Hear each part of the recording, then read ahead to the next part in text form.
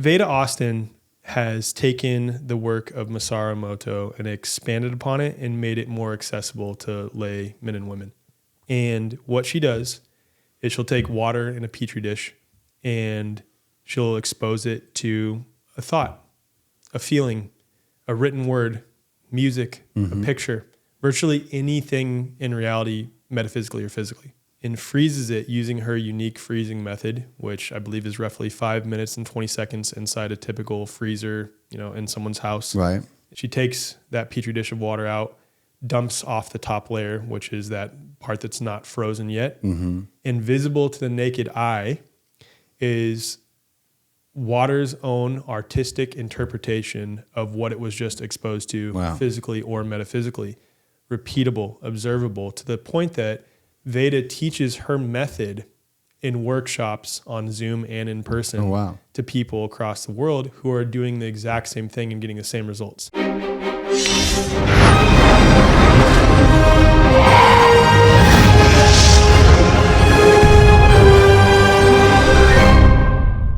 Welcome to Far Out with Faust, everybody. I am Faust Chicho, and today I am very excited and delighted to be joined by none other than Alec Zeck.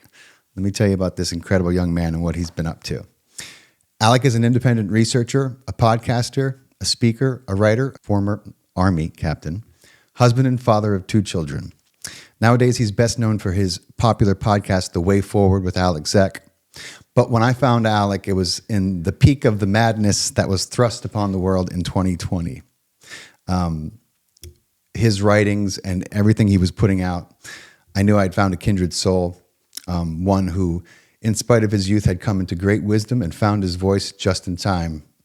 And Alec's podcast, The Way Forward, is consistently ranked on top of Apple's alternative health charts. And it's consistently among 0.5% of all podcasts in all categories worldwide. He's got 783 reviews with an average 4.8 star rating. And he's also the founder and chief storyteller of The Way Forward. That's an organization focused on educating, empowering, and uniting men and women from all walks of life in pursuit of health, liberty, and awareness. He also produced a educational series. It's a docuseries, right? I don't even know what to call it, man. It's like a combination of it's like a docu-series meets an educational course. we coined a term definitely called a series, we coined a term called like a series of pod classes rather than podcasts. It's pod classes, but we didn't come out with that, so I don't even know what to call it. It's an educational event. It is. It's 108 hours though. 108 hours called The End of COVID. It's a library. It is highly educational. He's also the former executive director and founder of Health Freedom for Humanity, and he received his BS in systems engineering from the U.S. Military Academy at West Point. So without further ado, thank you so much for being here, brother. Dude, thank you. Awesome to have you, man. Yeah, it's good to be here. So crazy, man. Like I was telling my wife and people who know me, of all the voices that came forward during the debacle of 2020, 2021, yours was the one that resonated most. I mean, like the thoughts, you were pulling the thoughts right out of my head and putting them down and reaching people. And it was remarkable for me to see. And I was like, who is Alec? And then I was like, and where did Alec go? Because then you were gone.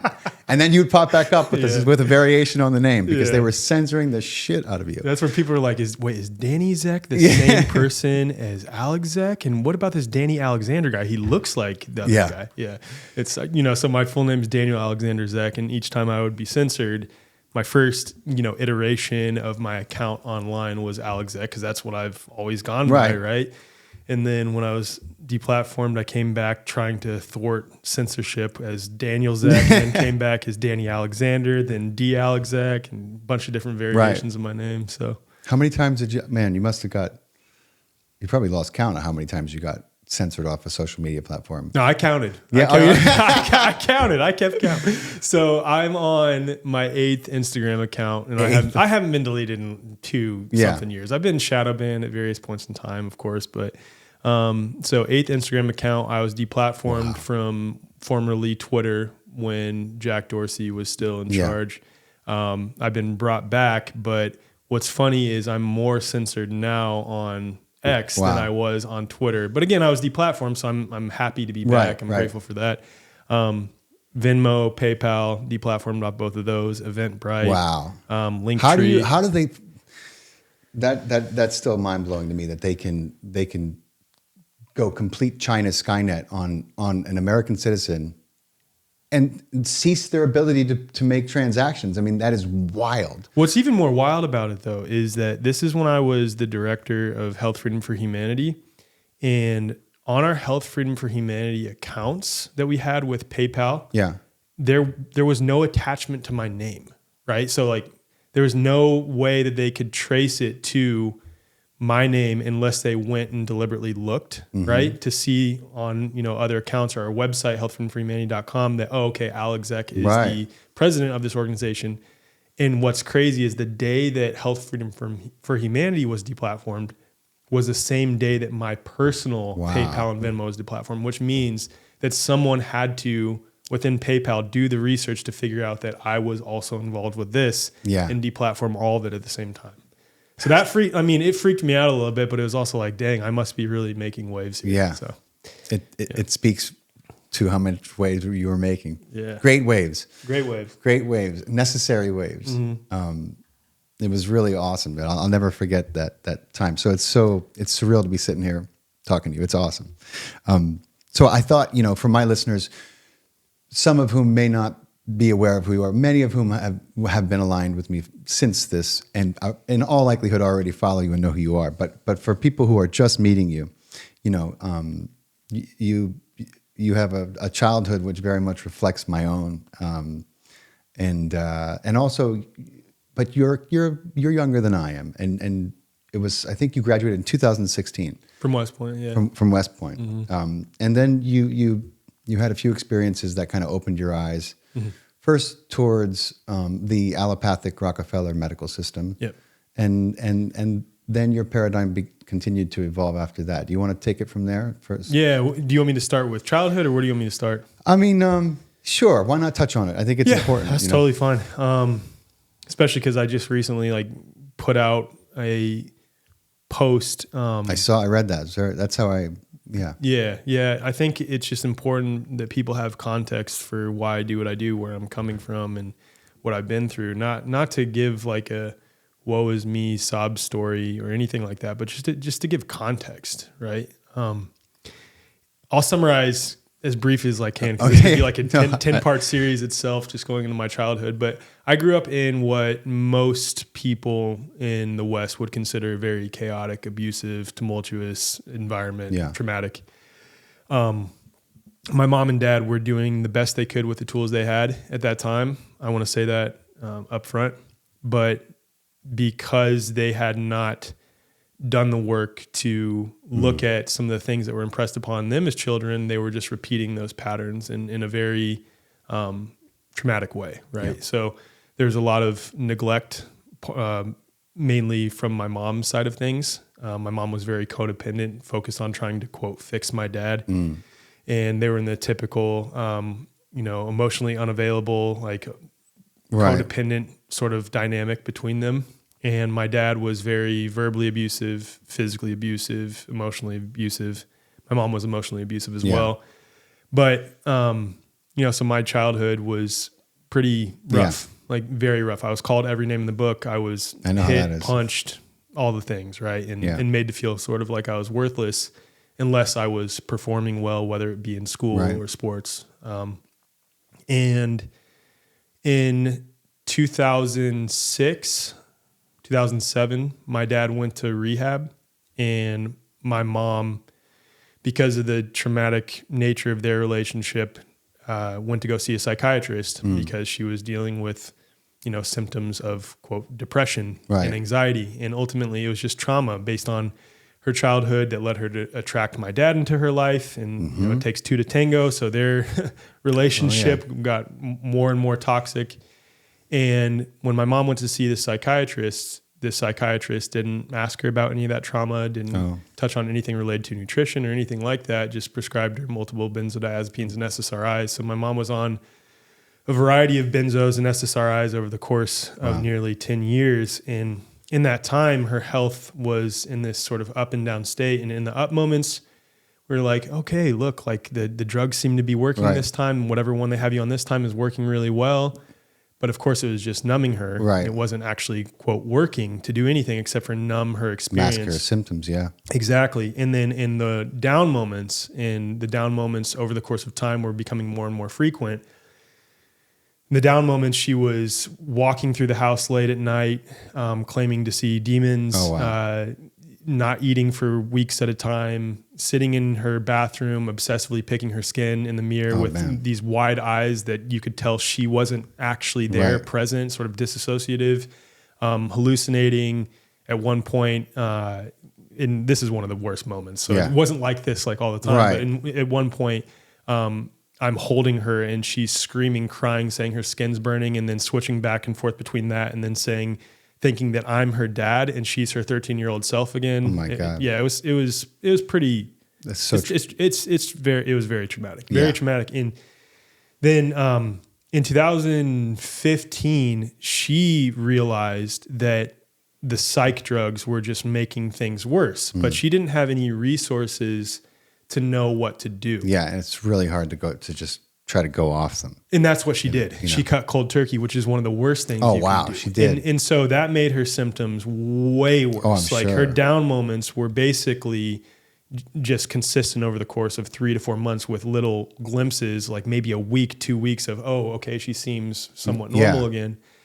And of course, us not knowing at the time any other way, we looked at this and said, this is a clear example that you need to be on the drugs, because when you're off of them, this is what happens. So at around 2016, basically the first half of 2016, we're literally looking at institutionalizing her permanently because both my dad and her were still together at the time. My dad and her and our, us as siblings had talked and decided there's no way we can get close to her again because it's just going to be too painful if she succeeds in killing herself, because at this point she had multiple suicide attempts in psych hospitals.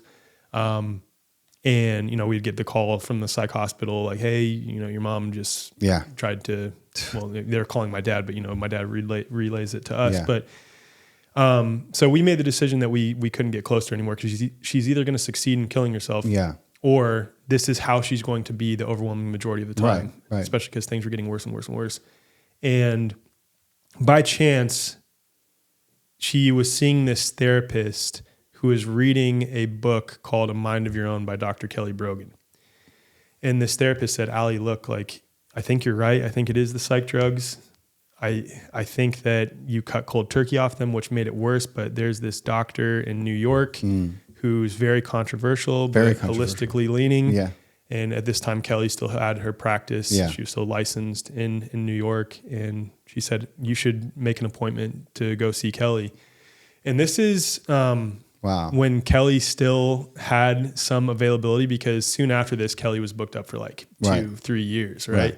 And it just so happened that I was graduating from West Point also in New York. So my mom made an appointment to go see Kelly about a week after I graduated from West Point. And again, we're looking at institutionalizing at this point. Like it's bad, dude. Wow. And after spending some time with Kelly, Kelly just reiterated all the things that we now know that, hey, these psych drugs are really harmful, but it's also incredibly harmful to try to cut cold turkey off them like you did. Here's what I've done with, hundreds, I don't know how many clients at this point, to try to help them resolve these issues, whether it be psych issues or autoimmune issues, really just come into a true state of health and begin to heal. So my mom, after that, begins taking steps to heal for the first time ever. And we're seeing sides of her that we hadn't seen, since we were much younger. Yeah. And of course, now she's having to face some of the trauma that led to her going on psych drugs anyway from 10 years prior. Yeah. And then after seeing my mom begin to heal, my wife, who I had just married 3 weeks after graduating from West Point, little backstory on that. I met her in 2008. We've been dating since we were 16. And the entire time I had known her, she was suffering with multiple autoimmune conditions, lupus and rheumatoid arthritis. So some bigger ones. Yeah. And multiple rheumatologists telling her that, you're always going to have to deal with this chronic pain. There's Take this pill. Take this pill. There's not really much you can do except for take this pill, which of course led to side effects, which led to more pills, the full gambit of psych, not psych, but pharmaceutical medications. Some of them were actually psych drugs. Yeah. Skullduggery. Right. Exactly. And so after seeing my mom begin to heal, we were like, let's try this same approach with you, right? Yeah. Like, why not? Let's just give it a go. And we both, I didn't really have any major health problems, or so I thought. I had a lot of suppressed trauma, Right. But we both adopted this more natural approach to health, which was very simple. And in a matter of like 2 to 3 months, my wife has tapered off all of her medications. Wow. Didn't cut cold turkey because we learned from my mom's mistake on that, but she tapered off all of her medications. We went to see her rheumatologist and got her blood work done, and ESR, which is the inflammation levels in your blood, came back normal for the first time in nearly 10 years for my wife. And doctor comes in with her results and says, wow, well, looks like whatever drugs we have you on are working great like black for you. magic. Yeah. And we sort of look at him puzzled, and we're like, actually, she's not on any drugs at all. She's not on any of them, and she's feeling better than she's ever felt. And of course, her blood work's proving it. Yeah. And what was most shocking was the lack of intellectual curiosity thereafter. It was sort of just like he wasn't rude or anything. And I've heard nightmare experiences where people are rude after hearing something like this. Or even offensive, Yeah, for sure. And he sort of just kind of shrugged his shoulders and was like, all right, well, it looks like you don't need me. Yeah. I'm like, not curious at all? Yeah, you're not like, she did everything the opposite way of what you would say to do.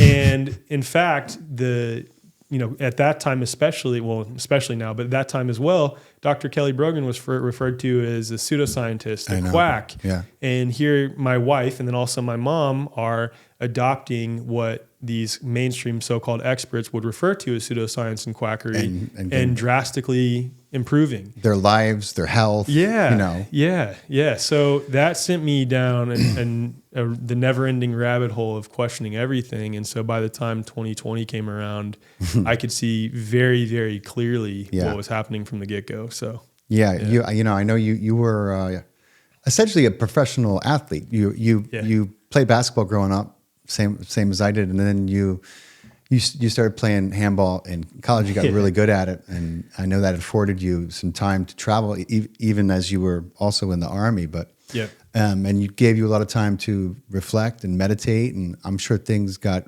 clearer, much to your. I always tell people, when your perceptions open up, you see more sunshine and rainbows, but you also see more, of the darkness and your own shadow and the world's shadow. That's right. Yeah, it's inevitable, Yeah, it is. And so you had a chance to, I'm sure, come into a much greater perception, and you started to speak out about what you were learning about yourself and about society, about the United States government. And I know that coming from the Army, that takes even more courage. Oh yeah. I'm sure you've been down more than a few of the rabbit holes I've been down, regarding some of the United States government's military-industrial complex and their, let's call them shenanigans, so we don't litter this podcast with profanity in the first half hour. But what? So you were. Thank God you were ready for 2020, and thank God you were persistent as fuck. I mean, so much for not swearing. Anyway. Super persistent and like just resilient, and I was like, he'll be back. When they would X your account and get rid of your account, I'd be like, he'll be back. I'm gonna see somebody reposting his tweets again in a week or so. Mm-hmm. I'm just gonna have faith. But so after that, you really you went from being in the military to promoting voluntarism, decentralization, which is huge, and common law. And that's like essentially a 180 from where you were, and I'd love for you to address that juxtaposition. And I don't know, you can probably define those ideas a little bit for my audience decentralization is pretty self-explanatory, but common law, voluntarism, you want to talk to me a little bit about that? Because that's a pretty radical shift. Yeah, for sure. So I'll start by saying when I was at West Point, I wasn't super political by any means. I've actually never voted in my life, and I love that I can say that I've never once registered to vote. I've never voted. But I don't know with certainty that this is sort of the natural tendency of people who go to, just liberal arts institutions or the military academies, specifically, West Point, Air Force Academy, Naval Academy, Coast Guard Academy, because they're, basically government agencies, they're conditioning people to be more left leaning. Yeah. But after going to West Point, I was pretty left leaning. Right. And which is, I think, a shift from what the Army typically was prior. I think most people coming out of the Army or that joined the Army in the past were pretty conservative, right-leaning. But there was just this shift, I guess, that occurred, and I've reflected on this trying to figure out how, because granted, my grandpa, I'll preface this by saying my grandpa is like extremely like conservative. I won't say alt-right or like libertarian or anything like that, but very, very pro-Trump, MAGA. Yeah. And he was at the time, and even he was saying like, you're left. Yeah. You're left, right? And I'm like, no, I'm not. And he's like, yes, you are. And this is back in 2016. And I was a Bernie Sanders supporter. Yeah. And so I never really supported Trump. Right. But then after the whole shenanigans of 2020 began, and again, I want to say I've never voted. Mm-hmm. I started seeing, and as I was waking up, I started trying to reconcile how, I'm seeing very clearly that vaccines are not good, that they're harmful from 2016 through 2019, but trying to reconcile how most of the left-leaning states were pretty pro-vaccine and had legislation that was very tyrannical with respect to vaccines. But then we're also very interested in organic food and the environment. So I was trying to reconcile those things in my head from 2016 through 2019. But then when 2020 came around, it became so crystal clear that, okay, I'm actually not left because I don't align with any of these people. Right. So I must be a little bit right-leaning. And so there was like a brief, when I say brief, I think it was brief enough to where I never actually spoke about it in tweets or anything like that. Also, what was nice about being in the Army for the first year and a half of all these shenanigans was that I had to abide by what's called the Hatch Act, which is where you can speak out about things, but you cannot speak ill of the government and you cannot speak politically. So I would speak out, but I would never say the government. I would just say the experts, and maybe sometimes I would use the word like the authorities, which could be taken as someone who's a knowledge-based expert or someone who actually has a position of so-called authority power.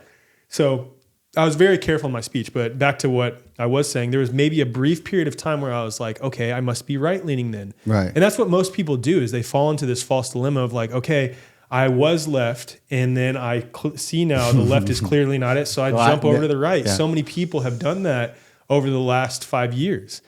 And I started to do that a little bit. I understand the tendency, right? Because we want to fit into these identity groups. We fall for these false dilemmas all over the place. But then just before the election in 2020, I could just feel intuitively, I'm like, no. Yeah. Something is off with this. I don't think that this guy is, I was looking at the writing on the wall too with like Operation Warp Speed and all these things. I'm like, I don't think he's as pro-freedom as people think that he is. And so just the way that I began speaking naturally, especially when I got out of the Army in April of 2021, I started speaking from the position of, look, both the left and the right are equally messed up, maybe not equally, but they're both messed up. And I think they're both ultimately playing for the same team and the same goals. In the way that I was speaking, a few people would comment and say, you sound a lot like Larkin Rose, or you should go read Larkin Rose's book, The Most Dangerous Superstition. And I had never heard of voluntarism before. I had never heard of anything like this. And just the way that I was speaking, I was like, who's to say that these people who have certain titles, like people were referring to doctors and saying these so-called experts. I'm like, the same sentiments can apply to these men and women who are in government, these so-called authority figures. Right. Like why do we agree that these men and women have power over us and are able to tell us what to do? And at the time, what was really helpful, I was very jaded with the government as it is because I was a member of the government. Right. You know what I mean? And I could see so clearly when I was still in the Army, I felt so isolated and alone because no one in my unit, I was stationed at Fort Sill at the time, first at Captain's Career Course, and then I was part of this basic training brigade where I was basically in charge of planning for a lot of basic trainees doing whatever events they're doing. And no one, and when I say no one, literally no one was skeptical, or at least not outwardly skeptical. And it was only me. And I would talk amongst my coworkers like, you guys don't think this is messed up? Like something's clearly off about all this. I remember even at the time taking some of David Martin's articles and bringing them to my boss and saying, can you just read these? And wouldn't do it. No. And so I felt incredibly alone. So by the time I got out of the Army, I was very, very jaded. So I think that deepened my,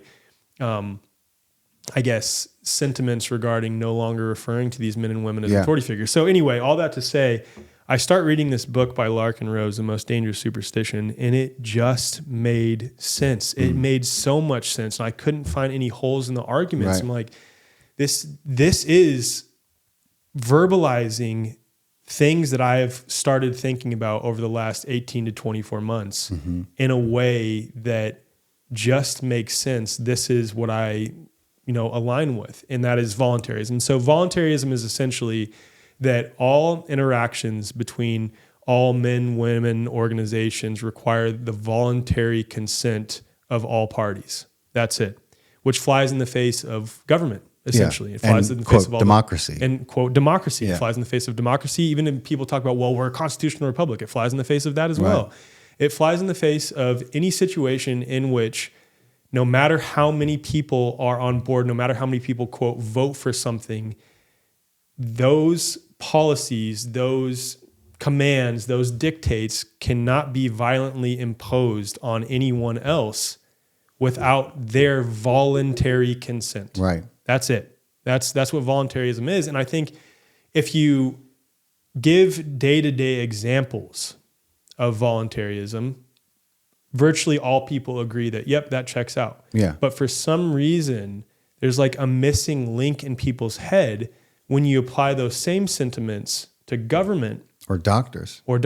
People are like, no. Well, we need that because otherwise who's going to build roads, or who's going to protect us, or who's going to do this, who's going to do that. And like a thought experiment that I like to use is, let's say that you and I live in a small community of 150 people, right?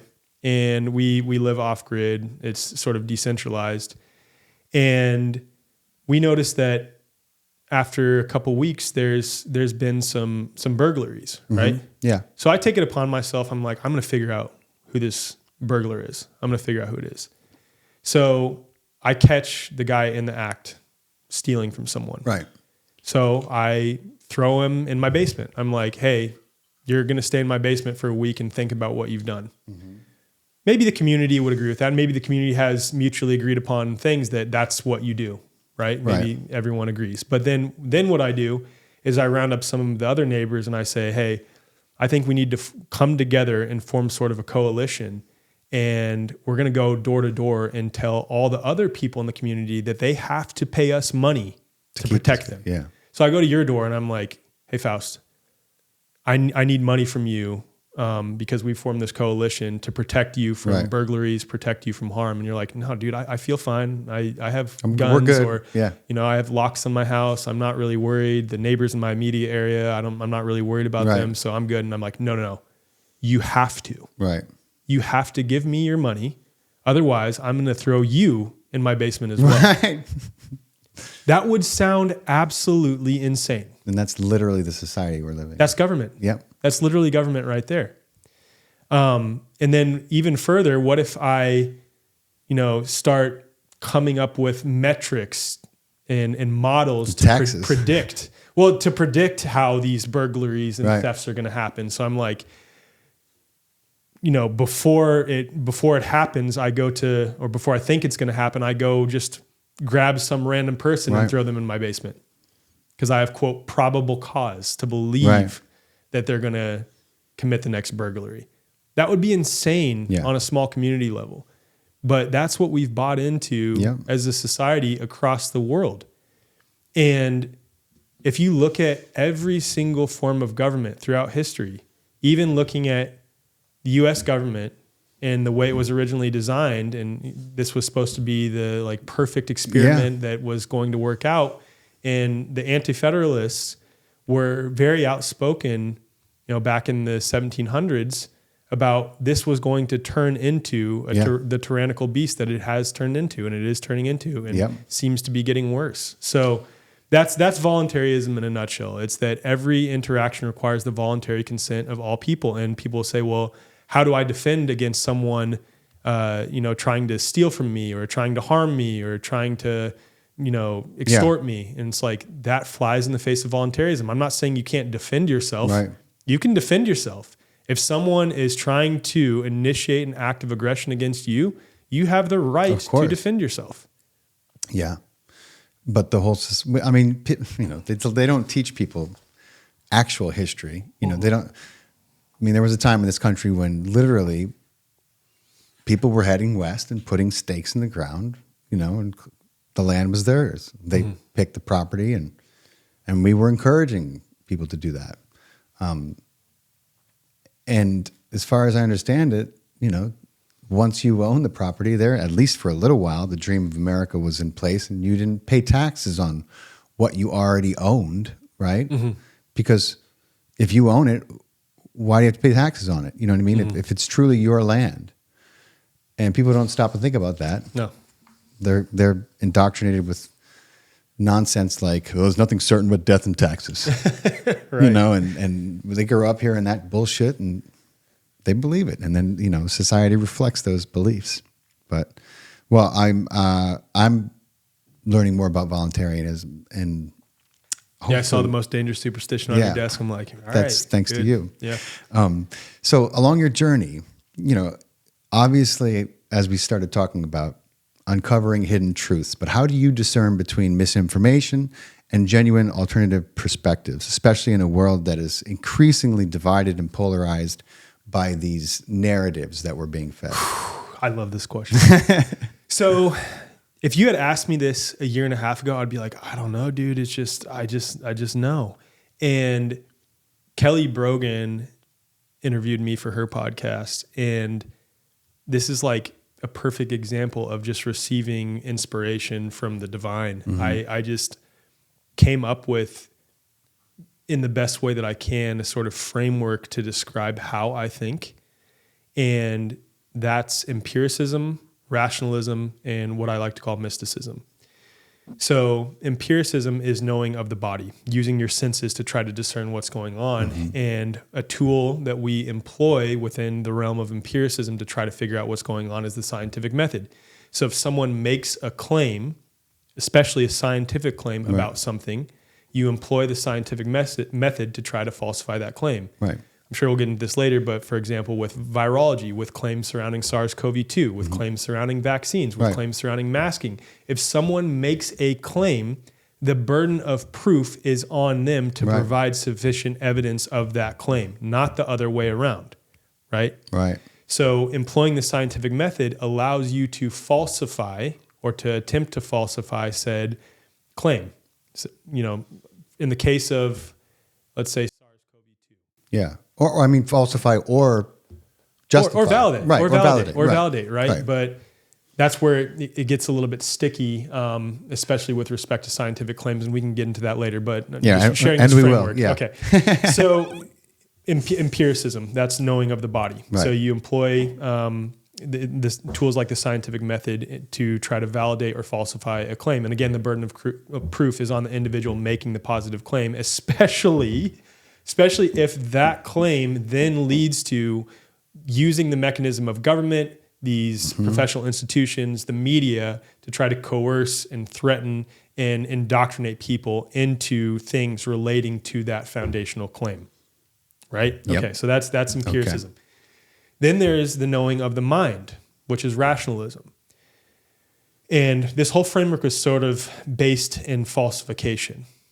I guess you could say it's based in what's this Vedic principle called the neti principle, which I learned from my friend Mark Gober, which is not this, not that. So it's a method of seeking truth by falsification. And I'm talking about falsification on multiple levels. So first I said falsification on the level of the body, which is empiricism. Now falsification on the level of the mind, which is rationalism, is employing logical fallacies. So in order to snuff out a bad argument or a position that doesn't check out, if you understand logical fallacies, you can point out when something does not check out and there's not actually sufficient proof rationally for a given claim, for a given position, right? So that's the knowing of the mind. Then the knowing of the spirit, you could say, so mind, body, spirit.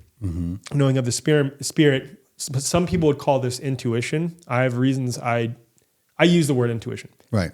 But I like, in this framework, calling it mysticism because the implication is there, and I want to stress this is a belief of mine. I'm not making an assertion or a claim, but a belief of mine is that we are in this dance with the divine. And the more that we become a clear channel, the more that we clean up our bodies with respect to health, mentally, physically, spiritually, the more we receive inspiration from the divine, and the more that when things happen in the world, you have sort of that intuition inside of you, which the reason I call it mysticism is I think it's this dance between you, this inherent connection between you and God, source, creator, whatever you want to call it. And this dance sort of alerting you to, no, this seems like BS. Yeah. And all of that is typically based in when experts, the media, even the so-called alternative media are trying to weaponize fear to get you to believe that there's something outside of you coming to get you. There's a group of people that you need to be incredibly afraid of, or it's usually or there's this individual or organization that we need to all rally behind because they're going to save us from this bad actor or this group of people.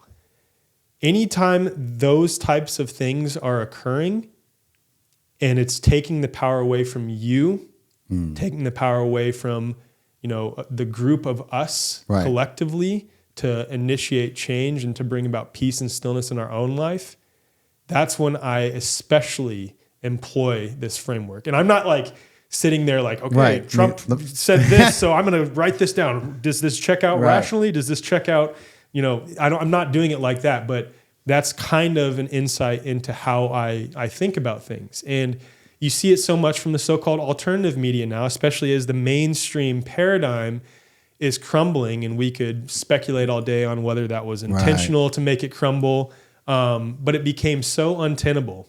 It became so untenable and so absurd that you see swaths of people jumping ship from buying into the sort of meta mainstream paradigm on a variety of issues and then jumping into this false dilemma of I'm going to go all the way to this side of things. And now all these so-called alternative pundits who are pumping these prevailing narratives regarding things. And there's some variation, like some might agree on Israel, disagree on Israel. Some might agree on one thing and disagree on the other. But these general sentiments of weaponizing fear from the alternative side of things, and then also propping up these heroes that you're supposed to rally behind on the alternative side of things. The other thing, though, that I will stress is that in pointing out that whole paradigm, there's another subset of people in the alternative so-called truth community who become so disenfranchised and so pessimistic at these so-called leaders and pundits that they become what is colloquially called black-pilled. Black-pilled, to where everything's a psyop. Everyone's out to get you. Everyone's coming to get you. Everyone's trying to manipulate you. And I don't think it's as simple as that. In fact, I would argue that a good chunk of these alternative pundits are just useful, meaning that they're being fed narratives or they haven't done the work to sort of question these things and to understand our individual and collective power as men and women, and how what we focus on and what we direct our thought energy to actually helps bring about things in reality. I don't think they've thought about that. So they're just propagating what's fed to them. Yeah. There are some deliberate, controlled people, I would imagine. Sure. I can't make that definitive claim because I've never personally come across someone. And even if you see evidence regarding someone, you don't have a window directly into them. No. Do you know them personally? So can you say for sure that they are? No. And I have my thoughts on who might be, Yeah. right? But the point is that I don't fit into that camp either. It's being inherently skeptical of any of these positive claims and when someone's trying to strip you of your power, but not to the point that you become black-pilled. Right. So I don't know if that answers your question or if we got off. I think it definitely does, you know, and I love what you said about this dance that we do with the divine and how when you begin to put yourself on this path, you certainly, you know, become much more aware of, and you know, the experience of it is, and this is my experience of it is, you feel like I know this is completely screwed. There can't be, you know, this announcement of a new, let's call it a pathogen that is circulating the globe, and then everyone already knowing what the solution is. Right. That's not possible. And I had already gone down that rabbit hole, and I know how long it takes to safety test these things and the average length of that. And I was like, and everyone was saying the same thing. And I was like, is anyone else here? This is bullshit to the right. nth degree. You know, how it can't be. They're not, you know, and I'm not saying they're deliberately lying. They're just saying what they're being told. But I knew it was bullshit. Mm-hmm. I was sure of it. And I told people who would listen, but of course, I also at the time was very not aligned, but you know, I was an actor, and mm-hmm. actors are incredibly, both I think sometimes naive and also indoctrinated into more of a certain way of thinking, let's say, you know. Got you. We'll just leave it at that. But yeah, so I love what you said about that. And I think that's there for anyone who wants to pick that fruit. You know, it's something that you can cultivate. It's something that develops within you. The more firm and dedicated you are to your healing path, you know, whatever that means to you, whether it's meditation or, you know, yoga, doing what you love, you know, the more you align with your heart, the more you're going to hear from the divine. Yeah. And that's a beautiful thing, and it brings a lot of clarity to times where uncertainty is, you know, rampant. Right. And right now we're living in that time. So I think it's one of the best decisions anyone could make. And I love the way you put it. You know, it is a mysticism. Yeah. And you experience that sometimes in very magical ways. So you've talked a lot about how and we were kind of just discussing this a little bit, how our state of consciousness affects our health. How do you believe collective consciousness impacts the manifestations of large-scale societal issues like authoritarianism and, you know...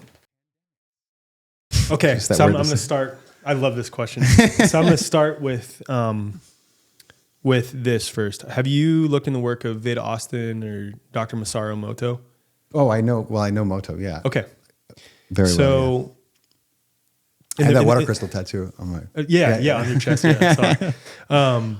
I like starting with this though, because for some people who are skeptical of what can seem sort of woo-woo, this might ground it in reality a little bit. Okay. Maybe we'll see. But so Veda Austin has taken the work of Masaru Emoto and expanded upon it and made it more accessible to lay men and women. And what she does is she'll take water in a petri dish and she'll expose it to a thought, a feeling, a written word, music, mm-hmm. a picture, virtually anything in reality, metaphysically or physically, right? And what's remarkable is that when she takes that water and freezes it using her unique freezing method, which I believe is roughly 5 minutes and 20 seconds inside a typical freezer, you know, in someone's house. Right. It's going to vary depending on the settings and all that. But point being, using this unique freezing method when water is in the middle of a phase change between liquid and solid as it's in this process of freezing, she takes that petri dish of water out, dumps off the top layer, which is that part that's not frozen yet. Invisible to the naked eye is water's own artistic interpretation of what it was just exposed to physically or metaphysically.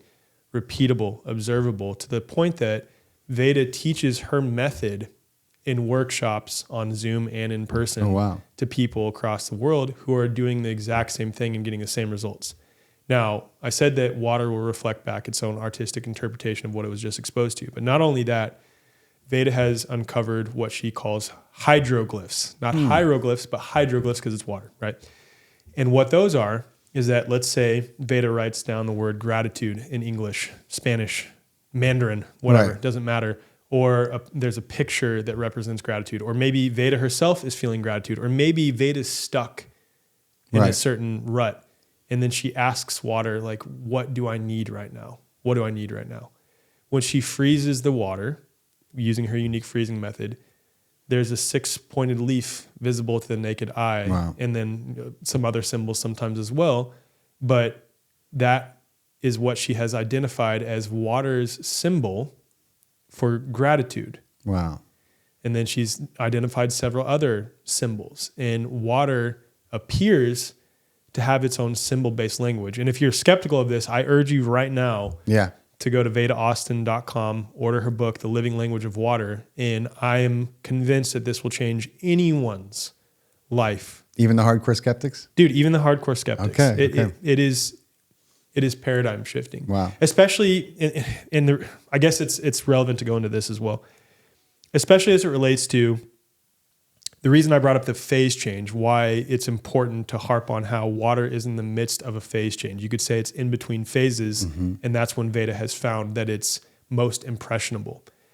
Because initially in her methods, and I won't go into exactly how she developed this method. It was, again, based in originally Dr. Masaru Emoto's work, and then she started like having her own relationship with water. She had some miraculous healings doing water fasts with this very healing spring water in New Zealand. But I'll set that aside. Maybe you could get Veda on to have her discuss it. But I'll show her my tattoo. She'll be like, I'm coming. I'm in. Yeah, exactly. So anyway, the phase change thing is important because Dr. Gerald Pollack is a researcher out of Washington State University.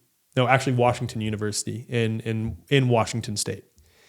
And he's a tenured professor, researcher, has multiple peer-reviewed papers. And he's been studying water, picking up on the work of another guy named Dr. Gilbert Ling. And essentially what they've found is that water, when it's exposed to hydrophilic surfaces, which are water-loving surfaces, will form this phase of water that is not solid, not fully solid, but also not fully liquid. It's almost like this gelatinous-like material, and it's colloquially known in the freedom or the health and freedom space. A lot of people throw around this term, structured water. Structured water, yeah. Water in a glass is not structured water. You could maybe call that coherent water, and I'll explain the difference because that's still in a liquid state. That's probably what they mean with this advertising, nano restructured. Yeah, I mean, it's in a coherent state, but it's not. It depends on what you mean by structured water. Like, are you referring to the water that Gerald Pollack's talking about, which the scientific term for it is exclusion zone water, also known as easy water or the fourth phase of water. And the reason why it's called the fourth phase of water is because, again, it's in between this state where it's not fully liquid, it's not fully solid, it's like this gelatinous-like material. And what they found with this type of water, and I highly recommend putting some links in the show notes for this. I will. Gerald has some incredible presentations. But again, when it's exposed to hydrophilic surfaces, like a cell membrane, for example, like a cell in the human body, it'll form this phase of water. And this type of water is able to carry and hold information. They found in a laboratory setting in vitro experiments. And now I want to say very clearly that what's done in vitro does not necessarily apply in vivo, meaning inside the human body. Right. But they've done some very interesting experiments, again, showing that cell membrane, which is a hydrophilic surface, and also knowing that we're 2/3 water by weight, 99% water molecularly, it is likely that we are comprised of this type of water. What's also interesting about this type of water is that water typically has a neutral charge. This type of water specifically, when it forms, has in the perimeter, and this is why it's called exclusion zone, this type of water, it pushes solutes, it pushes toxins, it pushes anything that is positively charged to the perimeter, and the internal part of this water has a high negative charge. What happens when you have a negative charge and a positive charge? A battery or a capacitor. Right? So they're showing that this type of water is basically able to hold energy and you could say produce its own energy. Right.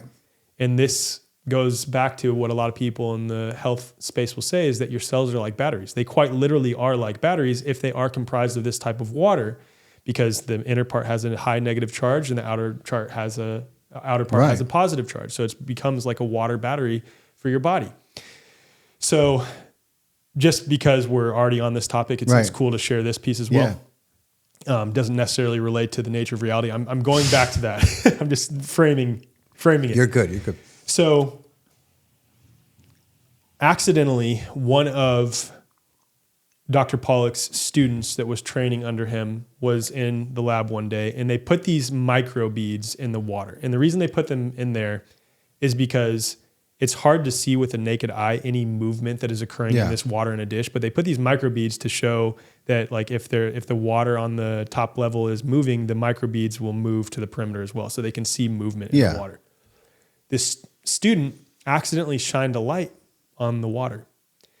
And what they found was that the microbeads started to move outward more, meaning that and what they came to find out after doing more experiments with light, after seeing this happen, they started deliberately doing some experiments with light, is that when you shine infrared light on this type of fourth phase water, again, it's called exclusion zone because it's excluding solutes, positively charged things to the perimeter.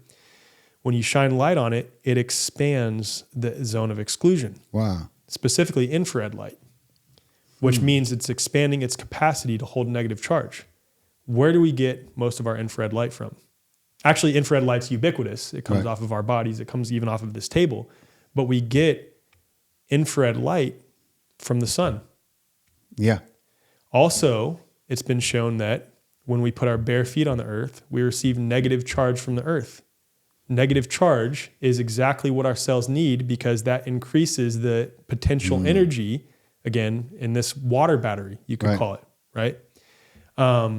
And also, Gerald just recently published a peer-reviewed paper that where he talks about we don't actually breathe oxygen, we breathe negative charge, which is incredibly interesting. Maybe you could throw that in the show notes too. Okay, so setting that aside, because those are some topics we could touch on maybe if we touch on virology later, because it relates to what I think about so-called infectious diseases and things like this. But setting that aside for now, the reason that I brought up the water thing, Veda Austin's work, and even the work that they've done in these laboratory experiments to show that water is able to retain and hold information, right? Water holds information, especially if it's in this crystalline state, which is in between a phase, right? So Veda's work is the water is most impressionable when it's in between liquid and solid, which is why she does specifically 5 minutes and 20 seconds, because she's dumping off the top layer. Think about to fourth phase water. It's not a liquid. It's not a solid. It's in between a phase. And this is likely, again, what our bodies and all living organisms are comprised of, this fourth phase water. So if Veda's work, and you're just going to have to assume I'm correct on this for those listening or watching, if Veda's work shows, and Gerald Pollack's work shows, and other people are doing these types of experiments, that water itself is impacted in its physical orientation, the way that it physically orients itself. Structure, Yeah, by thought, and specifically, and Veda will say this too, that if you try to just think your way to something, especially as it pertains to thinking something that you should be feeling, like, I'm thinking gratitude. Right. Not going to work. No. You have to think and feel gratitude, then water will be impressed upon. Right. So if holding that to be true, and Veda has, I think, 45,000 examples of this now, and she's teaching it to other people who are getting the same results. If that is true, and given that water permeates all facets of reality, right? Virtually all living things that I can think of require water. Yep. And we know that water particles are ubiquitous in the air, some locations, more than others, but nonetheless that there's water all around us right now. Given that, and given what Veda has shown with our individual thought energy, and I like to call thought energy is different than just thought. It's when thought and feeling are aligned and deliberately focused on something, or maybe sometimes unwittingly focused on something. Oftentimes, for most and people. That's what I want to get to with deliberately focusing on like the negative potential outcomes or negative events that are happening in the world. And there's some nuance there. But if that is true, then what does that say about our individual and most importantly, collective focus on one specific thing or a series of things, especially those that are inherently, negative, things that we don't want? What does that say? I mean, basically the card is going to be completely stacked in that probability. Exactly. And as above, so below, there's a reason why that saying is so universal and easily understood, and for the micro, usually for the macro, right? So I understand exactly what you're saying, and the implications are pretty clear to me. Yeah, I mean, this is not the only way to come into this understanding. There's like multiple like Vedic and even like Gnostic texts and like Christian mysticism sort of in that realm texts and texts all over the world that talk about how your thought, your intention, your prayer, what you are thinking about on a daily basis has a powerful impact on reality itself. But I brought up the water stuff because it sort of grounds and makes it like, oh my gosh, no, this is actually real. Yeah. And of course, with Heart Math Institute and then people like Lynn McTaggart, they've done countless experiments. I don't know if you can call them experiments, and I'll say why later, but they've done countless studies where they have, say, for example, gotten people to meditate on lowering crime in a certain specific area, unbeknownst to the people in that area. And then what happens is the crime rate drastically decreases. And there are countless examples of this. Dr. Joe Dispenza talks about it, Greg Braden, Dr. Bruce Lipton. So many people are talking about this. But all of that being said, wouldn't that mean then it would behoove of us to not obsessively focus on negative potentials? Wouldn't that mean that, okay, we have the alternative, so-called alternative media, what David Icke likes to refer to as the mainstream alternative media. What is it called? MAM? Mainstream alternative media. It would be, I think it's incredibly important that we're not hyper-focused on all of these fear-based scenarios that are occurring. And that's not to say that we ignore them. I think that there's a balance here, right? Because just ignoring the harm and the evil that is occurring in the world, or, you could say like macro, micro, ignoring the harm and the evil and the darkness within you and like your potential to do dark things, ignoring that. Those are the people that you have to watch out for. Like, no, like that put up this superficial image of I'm so good. Yeah. No, it's, if people are unwilling to cover the darkness within themselves, or people are unwilling to look at the darkness within the world, it's likely because they're not willing to look at the darkness within themselves. Oh yeah. But on the flip side of that, if you're hyper-focused on the darkness in the world or hyper-focused on the darkness in yourself, you're going to be in a perpetual cycle of shame or the harm that was done to you. You're never going to heal. You're going to be perpetually ripping off the Band-Aid. There's a balance there. It's acknowledging those things. It's, in some cases, feeling the feelings that arise. Like, I'm not going to sit here and pretend that, let's say they said, or let's say a staged event happens. I'm not going to call it a terrorist attack, but let's say an well-orchestrated event that people are deliberately harmed and killed. And even if they're people that I don't know, that I'm not going to look at that. I'm going to look at that and I'm going to be like, man, that is incredibly sad. I'm going to feel those feelings. Or maybe something bad happens to me. I'm going to feel those feelings. You have to. You can't pretend they're not happening. You can't stuff them down. You can't disassociate away from them, or I mean, you can, but I think it's best to be lucid and fully experience those. But then it comes a point where you're like, I'm not going to perpetually focus on this now because I know the power of my thought energy. I'm going to continue to focus on a day-to-day basis on building the scenarios and building my own narrative. Right. Not the mainstream narrative, not the alternative narrative. What's my narrative? Right. What's the narrative that I want to create for myself, for my family, for my community? And that's what I want to focus on. And that's what you're going to have to bring it back to that. I mean, if you want to live this life and create a reality that makes you happy, I really think that you're going to have to continually disengage the narratives that are, the societal, cultural narratives. They're everywhere, and most of the time they're from a series of bad programs that have been passed down. Totally. I mean, to put it really in a simple sentence, and that's not to disrespect anyone's culture or way of doing things. The family culture, you have ethnic culture, religious culture, right down the line.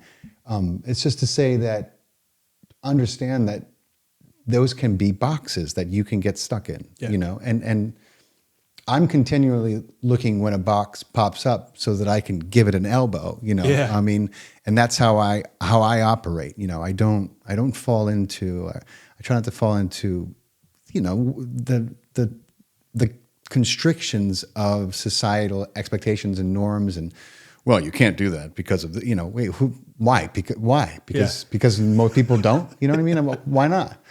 I'm not hurting anyone. I'm doing something I love, Right. I don't understand just because you were taught that. But yeah. And then, he said something else that really I thought was fascinating.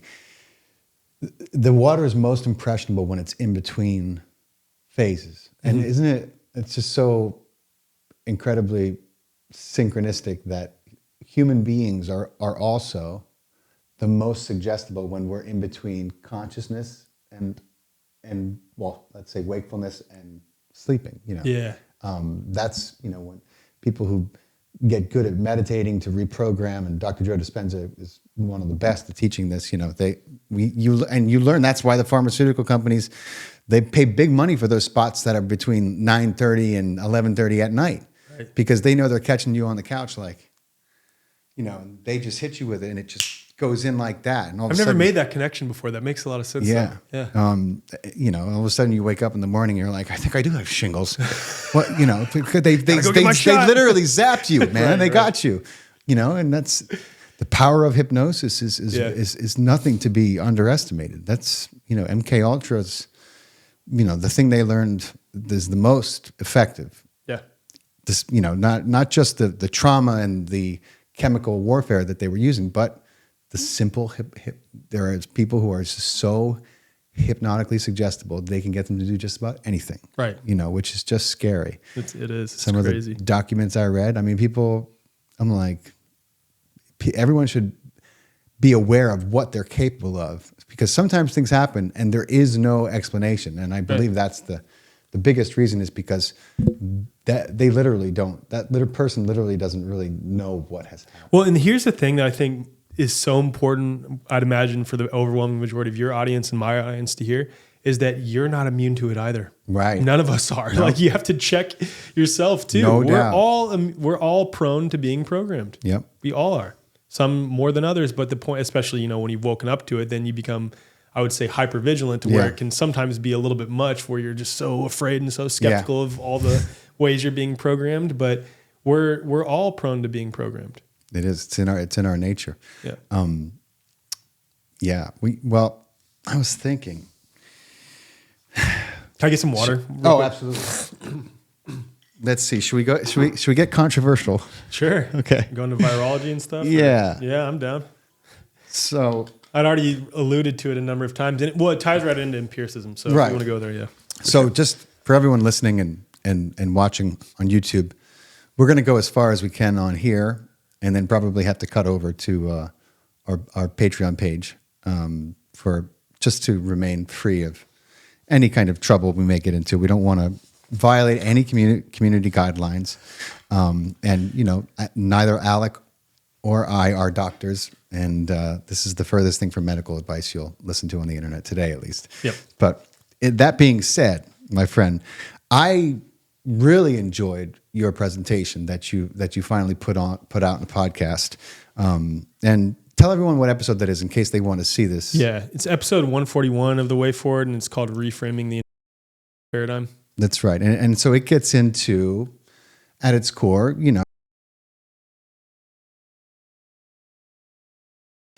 let's go a little farther out now. Boy. So I recently had Neil Donald Walsh on. I don't know if you've ever heard of or read Conversations with God. This incredible. I know who Neil Donald Walsh is, and I know that book, but I have not read it. Yeah, he's also a channel.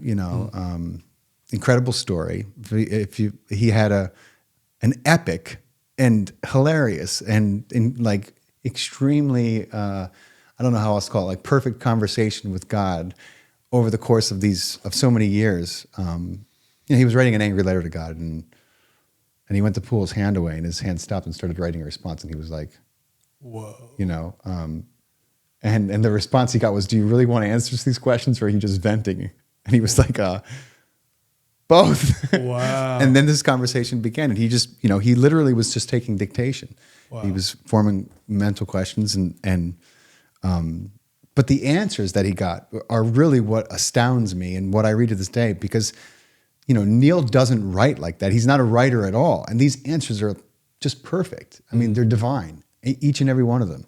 And so those books were just incredible. But I recently had your friend on, Aaron Abke, and we had a great conversation about spirituality, and I always find it fascinating how spirituality tends to, at some point, intersect with, the cosmos and the belief in, are we alone here? And are we even alone on this planet, let alone, in our solar system and in our universe, galaxy? And I thought people probably don't get a chance to hear Alec go far out on some of these topics as much as they would love to.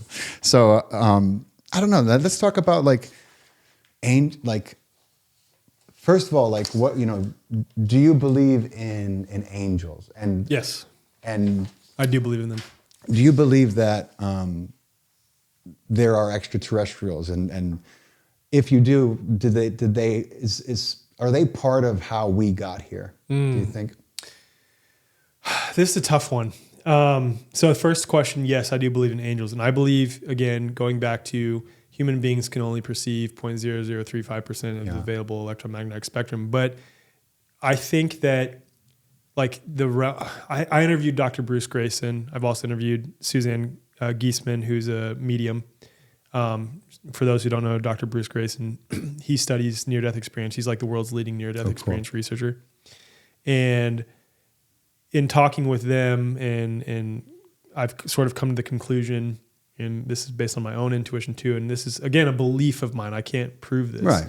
But I think that heaven is all around us. It's just in a different field or frequency. And again, it goes back to we can only perceive 0.0035% of the electromagnetic spectrum.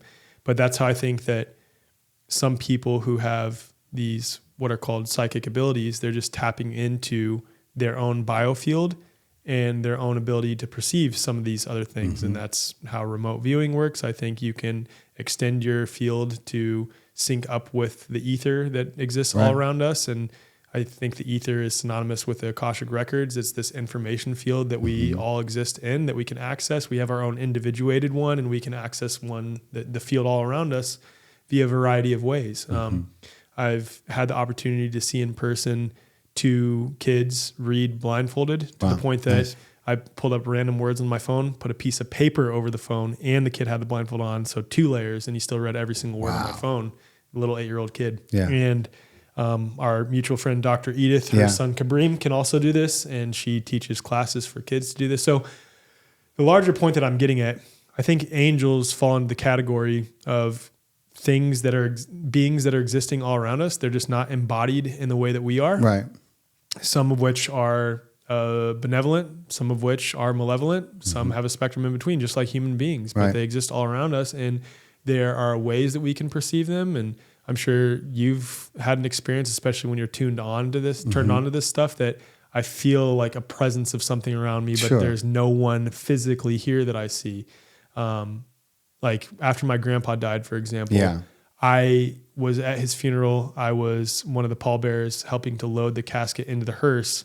And I hadn't really given myself time to feel yet because I'm, making sure my other family members are okay.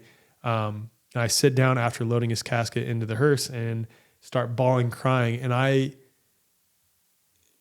didn't know what my grandpa's, what he felt like before, because you always associate it with his physicality, right? Like what it feels like to be next to him. Right. But that same feeling came back immediately, and I just knew that he, although he wasn't in his body anymore, was sitting right next to me on that bench as I was crying. Like I went to my wife afterwards, bawling, crying. Like I felt my grandpa right next to me. Like he was right next to me. And then another example, my daughter, after my grandpa died, we're sitting at our house, and this is when she would have been just 2, like maybe hadn't even turned 2 yet. But I'm like, where's mama? And then she points to our bedroom. Where's dada? And then she points to me. Right. Where's Grayson, my son? Like pointing to all. And my daughter turns her head and points specifically down the hallway and just continues staring down the hallway like this. Wow. Yeah. And it's just little things like that, right? So I hope that answered your question on angels. Now, when it comes to extraterrestrials, man, let me preface this by saying, before I woke up, so to speak, to some of this health related stuff, nature of government, all this stuff, I've always been obsessed with researching extraterrestrials. I was obsessed with looking up Bob Lazar videos, Stephen Greer, Disclosure Project. I used to watch all those videos when I was younger. I remember scouring through, even when I was at West Point in some of my free time or in class when I wasn't paying attention, some of the CIA reading room archives, looking at some of these things regarding remote viewing to Mars and Joseph McMonigal and all these things. Man, I don't know what I think about it now. I really don't. And like, do I believe that there are other beings that may exist?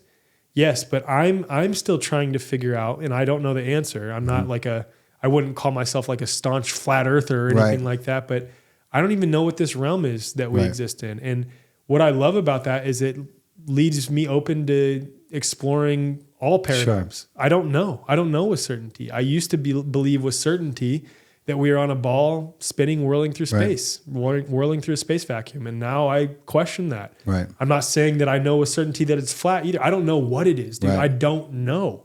Could it be a mix of the two where it's based on an amalgamation of our thought energy to that degree? Like, to a degree, that's probably what it, you know what I mean?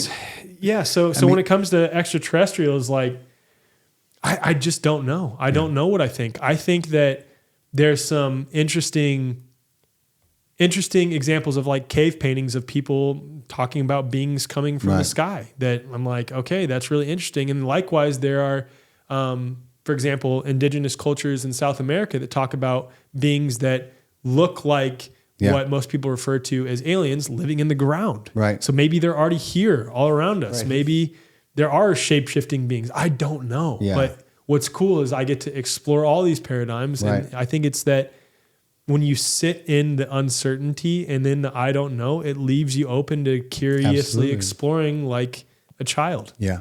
So I hope that answers your question. No, it does. It does. And that's kind of where, because I listen to your podcast and, I've been following you for a while, and that's kind of right where I thought you fell. Aaron and I had an interesting conversation, about it as well, and I was like, what do you think, because I didn't know, because the further you go into religion, not necessarily spirituality, but oftentimes there's a lot of fear based beliefs and constructs that have been indoctrinated into people. And so they're about the Nephilim and the Elohim. Yeah. And then they, like, don't talk about that, Get that book out of my house. Or they all extraterrestrials are demons automatically. Yeah, and I don't buy into that either. I don't know what they are. There is a phenomenon, and there is people who anecdotally report seeing these things and being taken and and experimented on. Yeah. You got like 10,000 cases, and which were pretty well chronicled and detailed by a Harvard psychiatrist who was only put there by the government to try to discredit the cases. And then he was like, but You can't. I can't, Yeah. and a lot of these guys were also military and, stepping out, putting their careers at risk by being honest with with John Mack about what he saw. And, in the end, he even though he was going to lose his job at Harvard, he remained in integrity. He was like, look, I can't just say that this is all, the consistencies are too great over so many people. And that's what bothers me on the more like flat earth leaning side of things. Mm-hmm. And I want to say that, like, again, I don't know what this realm is.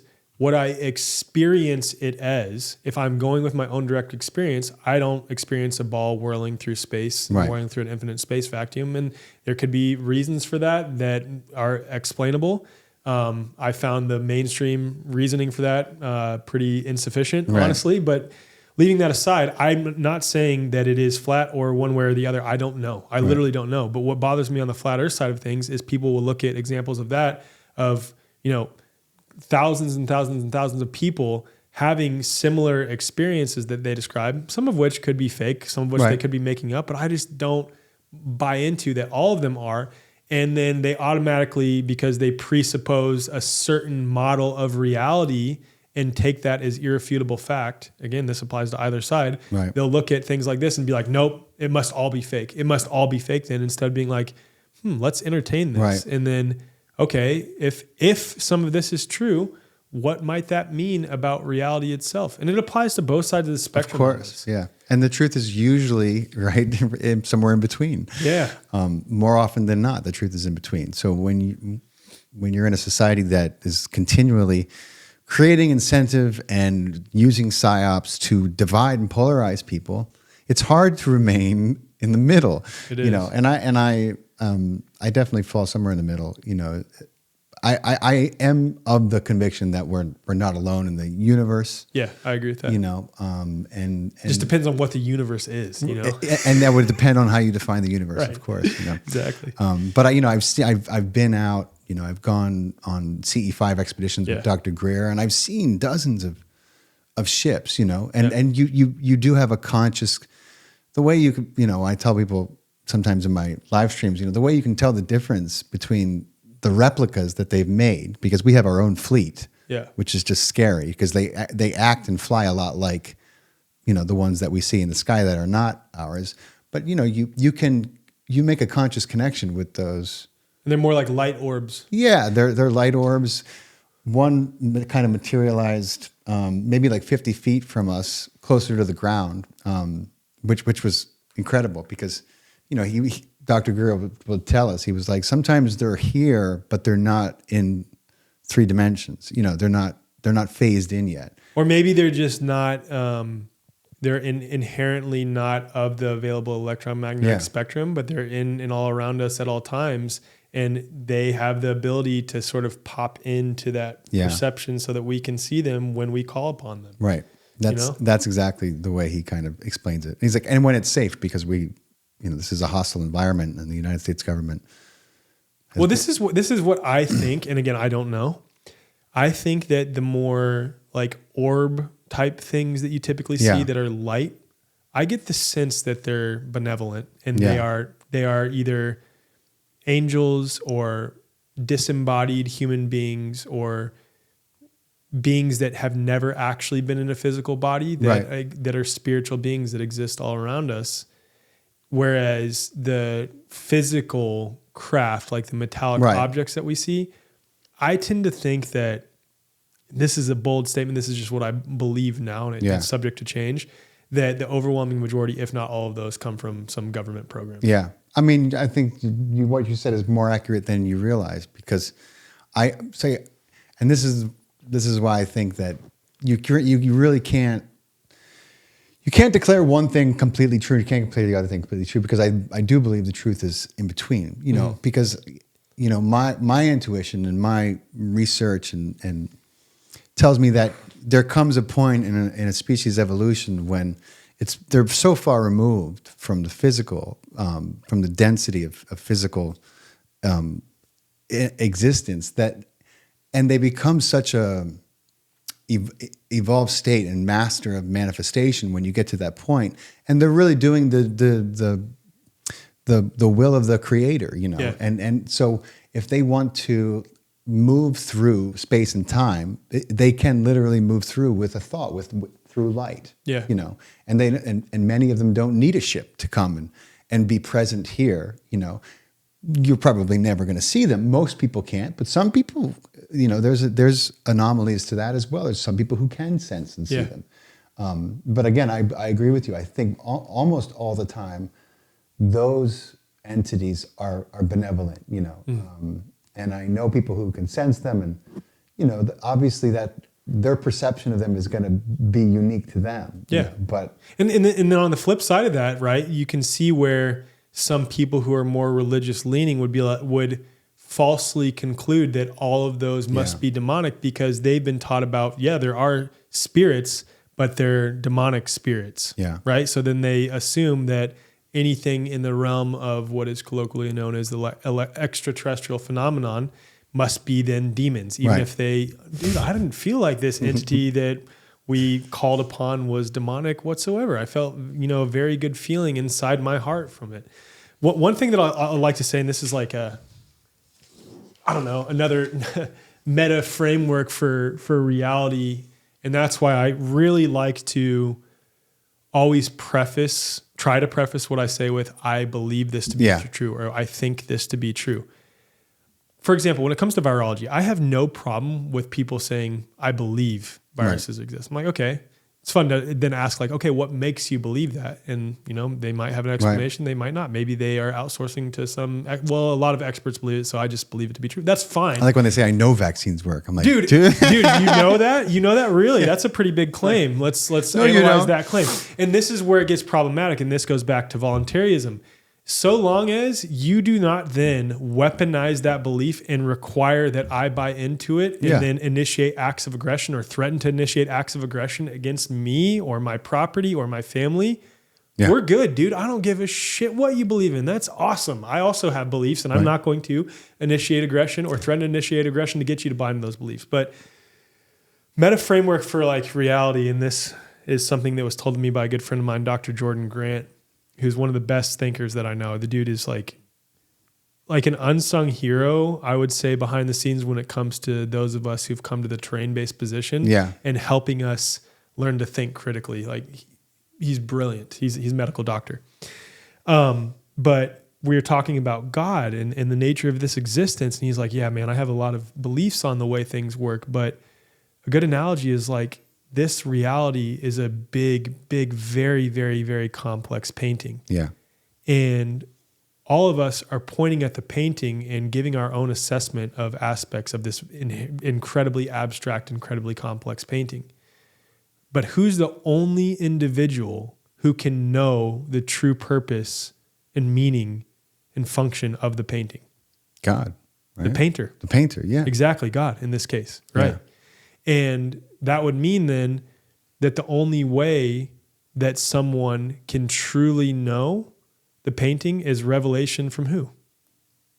God, right? And that might look different for all of us. And I think that this divine inspiration, this mysticism are individuated examples of that ultimately that message, because God, I believe, is in us, all around us, above us at all times. We're inextricably linked to God. We're fundamentally an aspect of God, right? But we are not God. This is the difference between panentheism and pantheism. But I align more with panentheism, where we are absolutely aspects of God, but we are not the omniscient, omnipotent, omnibenevolent. There is a distinction, but we are still inextricably linked. Oneness is real, but I'm not going to walk around saying I am God. I fall into that category as well. Yeah. So I think that religions throughout history, spiritual traditions throughout history, were their own individual or cultural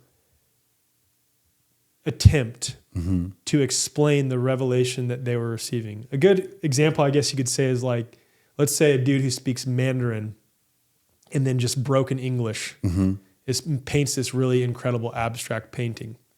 And he comes to me in the best way that he can, given that I don't speak his complex Mandarin language, describes to me in broken English, this is this painting. And then I try to relay that message of what the painting is. Yeah. That's an example of us with God. We are, I think, purposefully, I won't say limited, but we don't have the full breadth and understanding Right. of creation while harboring this meat suit. Right? And living inside this meat suit.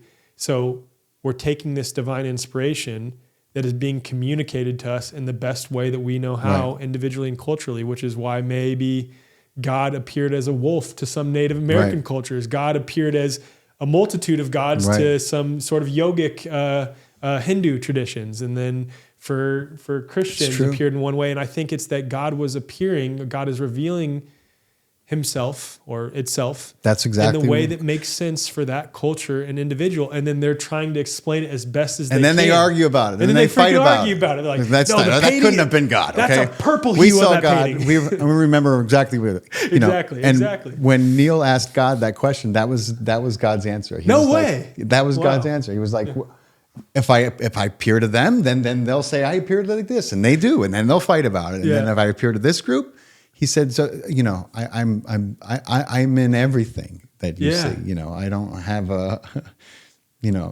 it's like he created the game. So he's not going to try to micromanage the players. It's not what he's about. He, she, it, whatever. And here we are trying to fight over and describe the game, and like, no, the game is supposed to be played like this. These are the rules of the game. It's crazy, but I love what you said about your grandfather, and I had a similar experience when my older brother passed away about 2 years ago now, and it was crazy because my father had got a phone call that he passed, and he quickly called us, and so I got the news that night, and I came down here to kind of sit with it. And I, he was sick. We knew that he probably wasn't going to make it, but we didn't know when. And I was trying to tune into him, and I kept coming up against, I was like, I don't think he's gone. I don't think. And then there just seemed a complete absence of his, the only thing I was getting when I was tuning in was that he was still there in the hospital room, as opposed to free, know? And sure enough, I that night was really weird, and I got a few hours sleep, but I got up to a message from my dad that said, never mind the last message. I guess that it was preemptive, and he's still hanging on, and and I was like, well, that makes sense, And then of course he had this moment of lucidity when he came through, and that gave my parents a lot of hope. He had one when I visited him as well. He said he sat up after, he didn't even have the energy to hold himself up.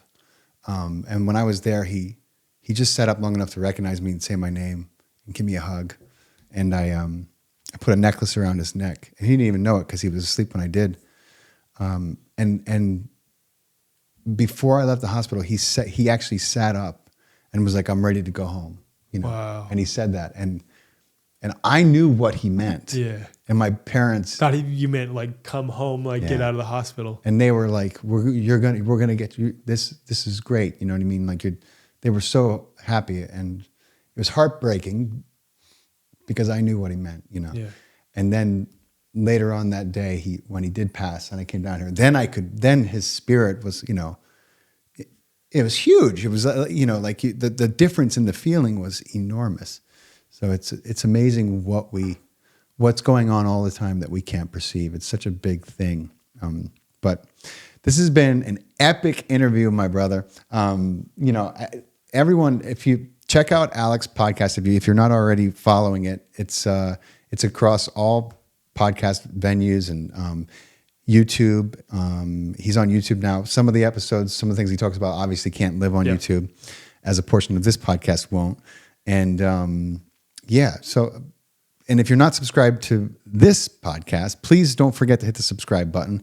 We still know that, 75% of our listeners aren't subscribed. And if you're listening on iTunes, please drop us a review. We want to catch up to Alec at some point this millennium, and appreciate any kind words you might drop. Alec, it's been awesome, bro. I'm so glad you came. This was amazing. Thank you so much. Fantastic conversation. Yeah. Thank you, everyone, for listening who stayed tuned with us, and see you soon. Thank you.